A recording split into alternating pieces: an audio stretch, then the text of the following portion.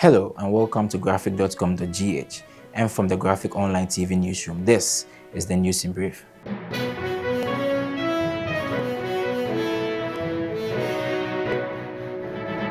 Today, the governing New Patriotic Party officially responded to calls by the opposition National Democratic Congress for an independent forensic audit of the Provisional Voters Register for Election 2024.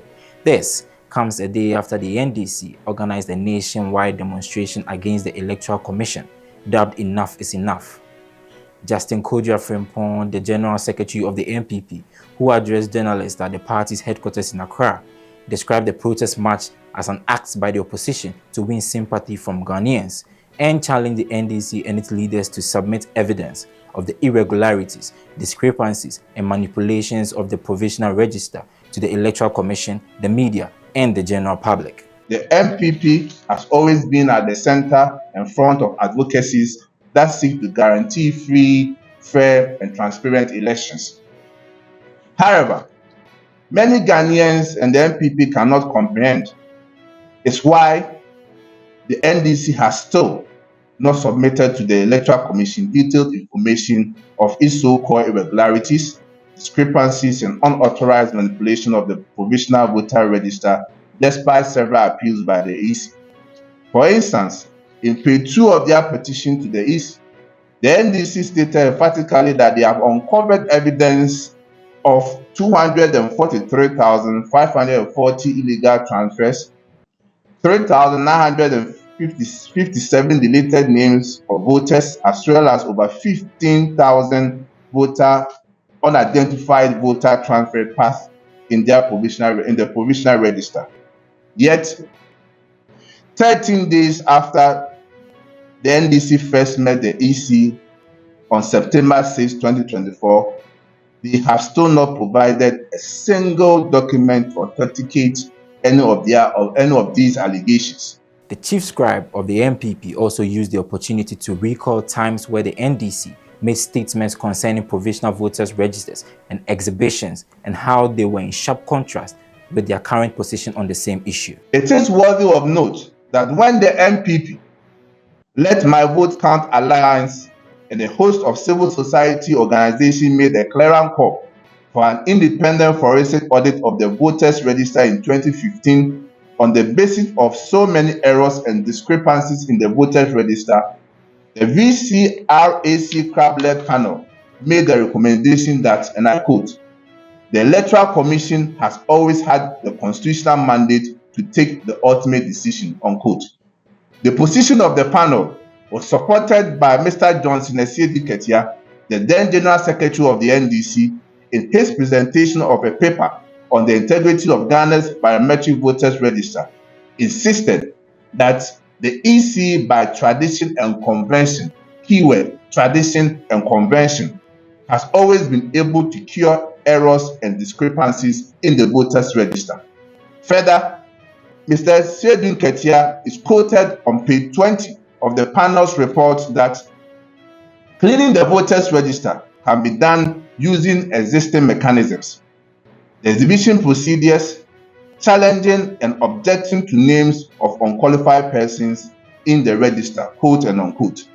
Further, he boldly stated that, and I quote, the process of deleting deceased person from the register is the process of exhibition of the register. The main purpose of the exhibition is for us to raise objections to people whose names are there which ought not to be there. There are forms and means of processing those objections that will lead to deletion of those names, and it includes the deletion of names of dead people too. So opportunity is given for people to present evidence, because let's face it, the environment we are operating in, if we say people should go and pinpoint the names of dead people for deletion without evidence, I will go and pinpoint Kwabena Japon's name and say he is dead. And there was laughter. And this is the video to the statement by Mr. Esiedi. It is clear that there are existing protocols to rectifying errors in the provisional register, and paramount to such protocols is the need for stakeholders to submit to the Electoral Commission and evidence of registered voters who should either be added to or deleted from the provisional register.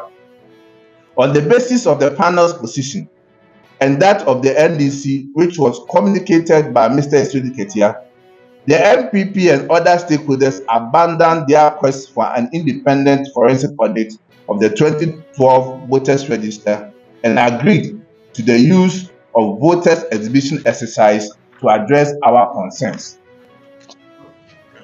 In view of the above, we want to ask the NDC what has changed. Why are they running from that tradition and convention? If there was no need for an independent forensic audit of the register in 2015, why should it be done now?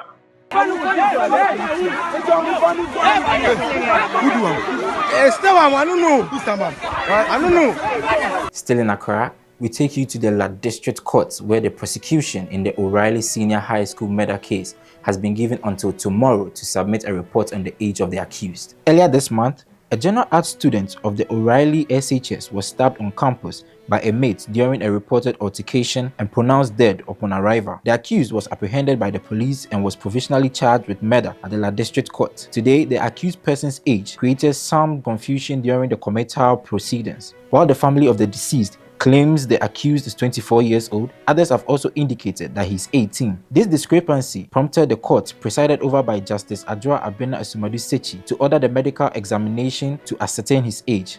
The prosecution, led by Chief Inspector Paul Osei AJ, informed the court that the postmortem report was ready, adding that frantic efforts are being taken to get all reports ready to ascertain his age. He then prayed the court for a 1-week adjournment. However, the court declined, explaining that a case of such public interest could not be allowed to delay. Consequently, the prosecution was ordered to produce a report indicating the right age of the accused on Friday, September 20, 2024. And in sports, the Black Stars' streak of disappointment continues as Ghana's senior men's national football team has dropped 6 places in the latest FIFA ranking. This follows the underwhelming performances in their recent Africa Cup of Nations qualifiers.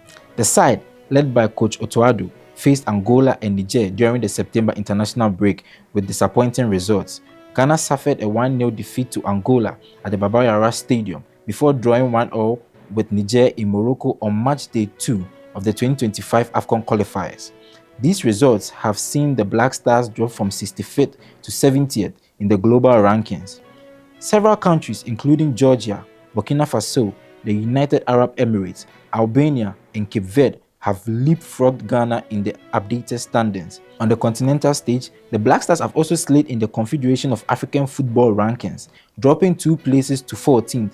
Burkina Faso and Cape Verde now sit above them. We, however, end today's brief with exciting news for women, gender advocates, and feminists across Ghana, as President Nana Addo Dankwa Akufo-Addo has signed the Affirmative Action Bill into law. The Affirmative Action Gender Equity Bill 2024 was passed unanimously by Parliament on July 30, 2024, after being in and out of Parliament since 2011. The passage of the bill into law represents a landmark legislative effort in Ghana's ongoing journey towards achieving gender parity across all sectors of society. With the assent by the President now out of the way, what is left is implementation. If properly done, it will address the historical and systemic gender imbalances that have long permeated the nation's political, social, economic, and cultural landscapes, and push Ghana towards achieving gender equality in key areas such as governance, education, health, and employment in alignment with international standards. Thanks for watching. For more news, please visit our website graphic.com.gh and follow us on social media. Our handles are Graphic Online Ghana on TikTok, Daily Graphic Ghana on Facebook and Instagram, and Graphic GH on X and YouTube. I am Dexon Walanyo Duche.